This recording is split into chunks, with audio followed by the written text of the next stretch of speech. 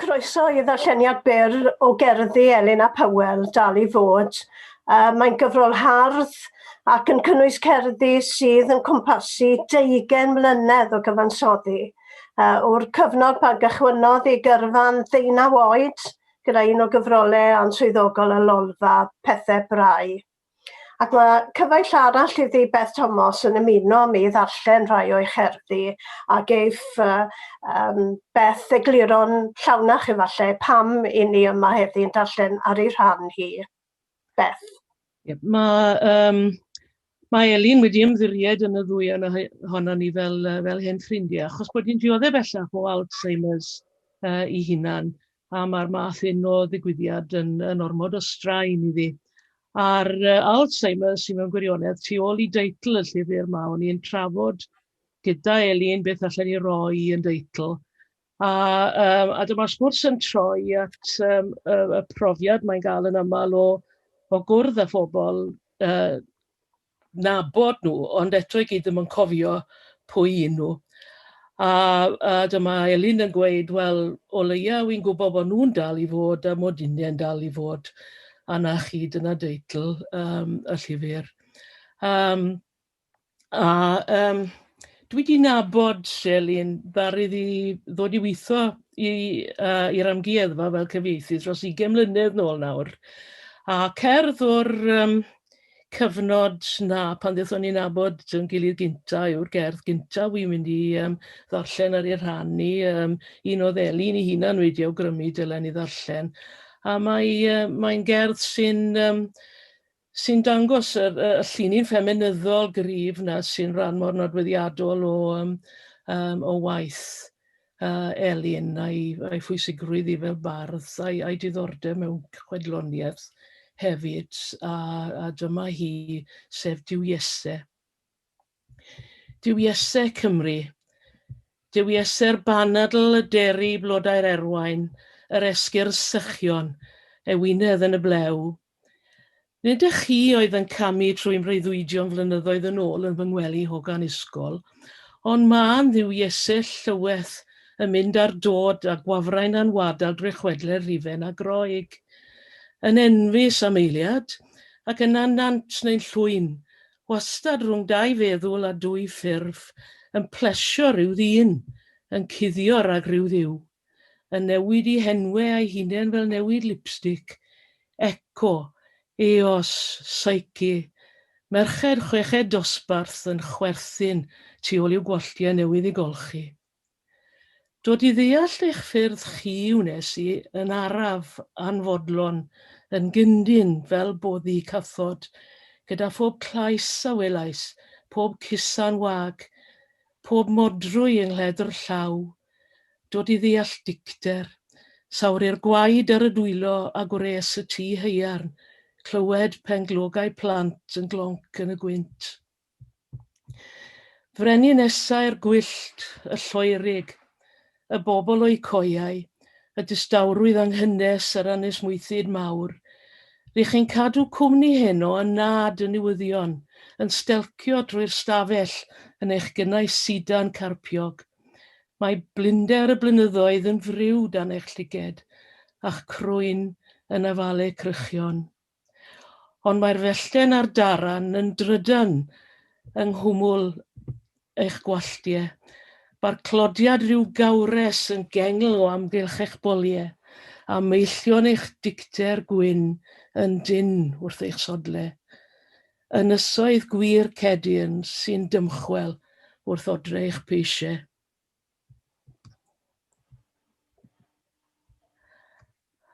Mae'r ail gerdd ma wy'n mynd i ddarllen yn dod o gyfrol gynta oll Elin, Pethau Brau. A mae'n anodd credu fi taw croten 20 oed sy wedi sgrennu rai o'r cerddi yma, gyda bod nhw mor eiddfed i syniadaeth a gyda threigl amser hefyd. Mae'n rhyfedd fel mae geiriau sgrenwyd degawdau nôl yn magu ystyr newydd.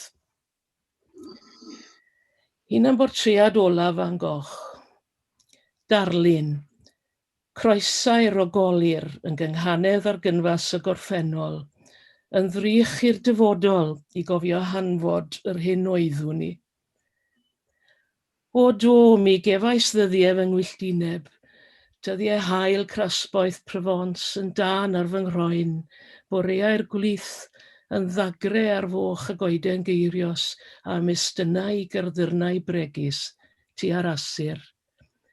Hwyr yr hael yn machlud fel malwoden dros y caeau gwenith, a'r nosau o indigo a drygionir ddinas yn sibrwd o bob stryd. Bîm wyddon wynebau, bîm ddewin delweddau, bîm artist. Ac mae'r cyfan yn dychwelyd at hyn, yr hyd a serenau o'r awyr ar noson o Awst, yn bŵl ymhyllau'r llyged. Enfys y ddynoliaeth a wylies i ynghlô ynghyst y benglog, a'r grym eiraidd a liwyrchau oddi ar gemfor o yd melin, mor wan a'r lloffion o farf cringwch sy'n glynu wrth fy ngên. Rwy'n ddof. Ac yn oriel y dyddiau i ddod mi fydda felly, y llwynog a galliodd, y fflam a sefydlodd, heb arwydd i chi a ddaw o'r gwai a welais, heb law ymwewyr y paent yn y cefndir, sy'n ymnyddu am byth at Beth. Nôl at o ti, Menna. Diolch. Ac i aros ym myd celf fydda i hefyd, achos mae Elin yn hoff iawn o gelf, wrth gwrs wedi bod yn gweithio yn amgueddfa genedlaethol. Ac i ryw raddau, mae'r gerdd nesaf yn debyg iawn i Elin ei hun. Cerdd yw hi i gofio'r arlunydd Gwen John. Ac i ni gyd yn gwybod, fel yr oedd hi yn rhywun ar y cyrion, ddim falle wedi cael y ganmoliaeth neu'r gydnabyddiaeth oedd hi'n heiddi yn ystod ei dyddiau ei hoes. Ac yn yr un modd, mi'n tymlo hefyd am Elin, am y deall goleuni yn deitl bendigedig, am ei fod hefyd yn dangos beth yw barddoniaeth, trio dal y golau, a dyna mae'n gwneud yn y fan hon hefyd. Weithiau ar bananau sul, a'r golau oer, mae hi'n gweld ei hwyneb am yr hyn ydy o. Yr haul yn ysgythru esgyrn i chernau a chylchoedd blynyddoedd dan ei llygaid. Ben bore yn yr offeren a'r lleill wrth ei pader mewn byd sy'n llawn goleuni, mae hi'n syllu ar y plygion yng ngwempl y lleian o'i blaen. Sut gall lluain gwyn fod yr un lliw a llwch? Neithiwr wrth wawl y lamp, gosododd dorth o fara a chyllell ar y bwrdd, a chi'n bwyta codi ffensel. Heno, bydd hi'n gorffen y braslun, yn tynnu llun y gath ar gadair Simpson. Gwyr y bydd gwallt y ferch sy'n plygu tua'r golau, yr un lliw a diferyn o waed sy'n araf sychu. Ac o y fath yna o leini, at y leini o fath arall, mae'r gerdd nesaf dwi am ei darllen, galfanic. Mi nath Elin a'i thad benderfynu ar drothwyn Nadolig rhyw flwyddyn i brynu microdon. Yn naill na'r llall yn awyddus i goginio, ac felly dyma ddod o hyd i'r microdon. Ac wrth gwrs o tad Elin yn athro dyweinyddiaeth yn Aberystwyth, ac dyma felly y gerdd galfanic. Dyw un o'r ddau, nid y gweinidog technophobig, na'i ferch agnostig gweithaf i gwersi ffiseg, yn deall y microdon. Dyn nhw ddim yn deall o ble daw'r gwres. Mae'n debyg i ffydd, medda ferch. Mae'n ddi-sŵn, yn ddioglau, yn ddi-liw, ac eto rhywsyd. Mae'n newid pethau. Ac mae'n wir. Mae rhyw rym anweledig yn chwarae mig ar moleciwlau nes traws elfennu pysgodyn a thorth, yn god mewn brwsio'n crenslyd poeth. Y drafferth yw, mae cymaint o reolau. Rhaid tyllu crwyn pethau croen drwchus, Rhaid amddiffyn pethau croen denau, ond nid gyda ffoil neu fel arall bydd y cyfan yn ffrwydro neu'n chwythu blwc. Mae'r ddau yn sefyll ar drothwy'r Nadolig yn syllid ddiddeall ar y wyrth. Dyma ei breuddwyd, rhyw noson daw adre'n hwyr, yn y gegin daw'r unig oleuni o fol y ffwrn, lle mae taten bob yn piwriwetan drwy'r gwagle yn disgwyl y ping terfynol pendant. Ar bob plat, ar y bwrdd, ar y cownter, ar ben y bin bara, ar y ffridge, ar y llawr, arlwyodd ei thad y wledd, pwdin yn emog o gwrant a cheirios, llifeiriant o gwstard, Titanic o Twrci, llond eden o lysiau gwyrdd. Dan lygad treiddgar yr ynni gwyn, mae'n tynnu chader ac yn dechrau cymuno. Beth i ti nesa? Wel, dwi wedi dewis y gerdd nesa yma, achos mae'n sôn am gefndir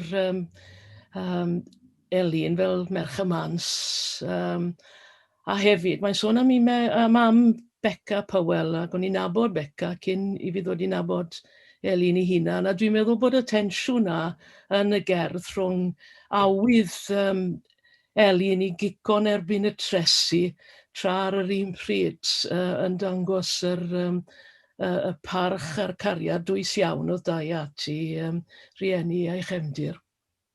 Ond fe, defnyddiol. Sgwni beth i gwyddodd i hen fenywod fy mhlentyndod, i hetiau ffwr, i llyfrau minnau parod, a'i cariad yn wasgfa boeth o frethu'n cras a brochis pigog. Gwingwn a llithrwn o'i gafel a chusan y froch yn glais ar fy moch. Y tu ôl i'w ffws a'i hanifeiliaid marw, roedd ogle tristwch yn buso sir. Cariad yw cariad dwrdiau fy mam, byth bynnag fo'i hogle, waith pa mor bigog. Hynny, cerais a chefais fy ngharu. Cariad cysurus weithiau, yn llac a chynnes fel hen gordroi. Cariad arall fel llenni net sy'n dangos mwy nag aguddiant. Un cariad fel brathiad rhaff a ysau ac a losgau fy nghnawd. Dyma'r cariad a garwn, cariad sydd fel canfasau o liau'n Iwerddon gant y cant, ei gwead yn llyfn a chrif, heb ogle arnynt ond glendid a ffowdwr, canfasau a digon o afel ar hyddin, canfasau na fyddant yn ildio pwyth, pan glymaf nhw'n raff hir gwyn at ei gilydd, i taflu o'r ffenest a diflannu i'r nos.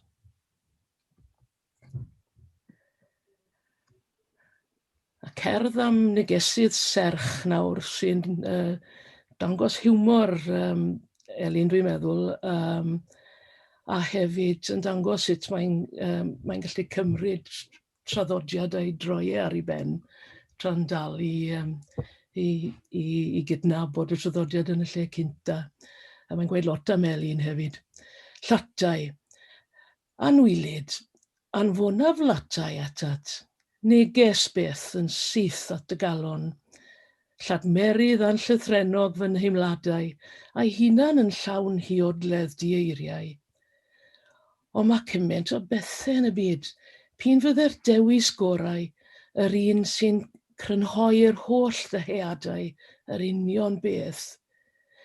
Gwylan, caseg, hydd, neu flodyn falle, treinen wen neu rosyn neu gactws, rhywbeth braidd yn bigog sydd ar ddawn i flodeuo'r un fath. Na, anfonaf handbag atat, sgrepan llawn syfrdan sy'n dryswch o drigareddau. Lapia fy llythyr mewn croen. I gynnwys serviet a syniadau am gerdd. Mintysyn boeth iawn rhag ofn y daw cusan. Plaster rhag ofn y daw codwm. Rhifau ffôn pobl anhysbys, Hosan a'i chaddig sidanaidd yn grif a llithrig rhwng y bysedd. Cyllell ac yn ddiarf at bob peth ond yr allwedd sy'n agor dirgelion. Yn y boced, pimpint a pesetas o Sbaen. Yn y boced a sip, pwy a wyr. Yn y gwaelod un, dim ond gwallt a llwch. Anwylid anfonaf hon at sach sy'n llawn fflwcs anghymarus fydd yn llafar i sôn amdanaf. Byrdwn i cleber fydd gwna fenyw o'r pethau hyn.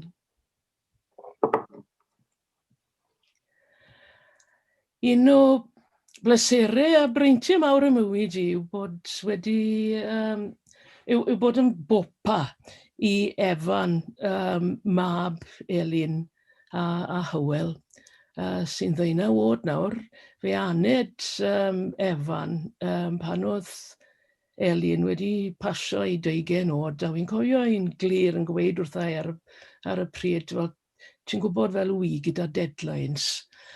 Mae'r gerdd fach fyr yma yn siarad lot â fi, Beth. Mae'n atgoffa fi o gerdded ar y prom yn Aberystwyth ym mob tywydd gyda Elin a Efan yn y byggy, a hefyd yn sôn am gariad mam, cariad sy'n drech nag unrhyw beth.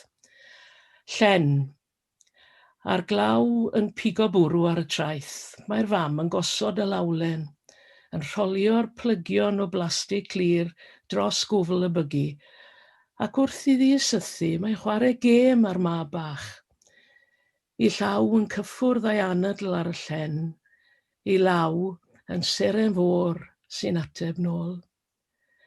Y glaw yn cipio i gwynt a slefren o'i thlymu'n ei chariad bron a'i mygu. Y teimlad tryloiw hwn sy'n mynnu i golchi yma a thraw ar drai heb angor na glanfa. Diolch Beth. Dwi'n mynd orffen drwy ddarllen dwy gerdd. Cyn hynny, licen unau ddweud, o'n i'n nabod mam a tad Elin, cyn bod fi'n nabod Elin ac yn gwybod am Rebecca fel bardd hefyd, ac o'n i fel criw Cymdeithas yr Iaith yn cael cysgu ar lawr i tŷ nhw'n Harrow. Oedd Elin yn rhy fach, oedd hi yn y gwely erbyn hynny, ac fel mae'n digwydd o'na, gymydog yn dweud wrth Eifion i thad, fi'n siŵr bod yna rhyw ladron yn mynd mewn i'ch tŷ chi bob hyn a hyn, a dos criw ohono ni oedd e. Ac felly mae roi dod i nabod Elin wedyn yn fath bleser. 20 mlynedd yn ôl, ni wedi teithio o Amsterdam bron i Rwmania gyda'n gilydd, a mae hi wedi cyfieithu'n waith i, ond mae hi hefyd wedi cael ei chyfieithu i nifer fawr o ieithoedd eraill i hunan, ieithoedd Ewropeaidd. Wedi dewis caneuon heb eiriau, achos dwi'n cweit yn siŵr mod i'n deall popeth, a dyna beth sy'n wych am y gerdd. Mae rhyw fath o beth siwreal, caneuon heb eiriau. Rwy'n abod bachgen sy'n gwrando ar ganeuon heb eiriau, bob noswaith yn ei stafell las. Mae'n clywed cestyll yn dymchwel a dinasoedd yn boddi rhwng y piano a'r gitar fas. Rwy'n abod merch sy'n gwylio hen ffilmiau, yn cau y llenni ac yn diffodd y llun. Mae hi eisiau rhoi hun yn lle Betty Davies a Lauren Bacall ac yn lle y du a'r gwyn gweld y sgrin yn gusanau i gyd. Rwy'n abod bachgen sy'n byw ar y lleiad. Mae'n hedfan drwy y gofod bob nos a llwch yr ardd fawr yn arian byw yn ei wallt pan ddaw e o'i grwydro nôl. Mae e'n meddwl i fod e'n gawr, yn arwr ddaeth i achub y byd. Rwy'n abod dyn sydd yn dringo'r grisiau, wediddo ddiffodd y nwy, sy'n gwrando ar y radio, gwasanaeth y byd, yn clywed hanes i fam a'i dad, rhwng y bwletin newyddion a'r canu gwlad. Dyn sy'n gwybod bod hiraeth fel yr eira yn gynnes ac oer, yn gariad i gyd. Dyn sy'n codi fore trannoedd ac yn agor y llenni, ac yn gweld fod na rew ar y stryd. A na i gloi y sesiwn gyda cherdd sy'n ymddangos yn hynod o syml ar y wyneb, ond mae yna ddyfnder. Mae yna neges arall yma ar wahân i'r gerdd sy'n swnio'n ffwrdd â hi, ond dyw hi ddim. Rhwng dau olau. Tedam dro i'r parlwr tywyll. Roedd wedi hwylio'r bwrdd at de. Mae'r eiron coch a'r llestri treina'n barod yn ei lle. Cawn wlydd o fara gwyn a menyn cartref, jam, eirin dion bach mewn disgl ddain, ac yn ystafell fwll lle mae ein bwrdd ni, mae'r cloc yn cerdded mlaen. Mae'r trigareddau ar y sirff ben tân yn disgwyl y dydd yn araf ddirwyn hyd y glyn, a'r haul yn bwrw cysgod y cwpanau dros y lliain gwyn. Dere at y bwrdd fy machgen glân i.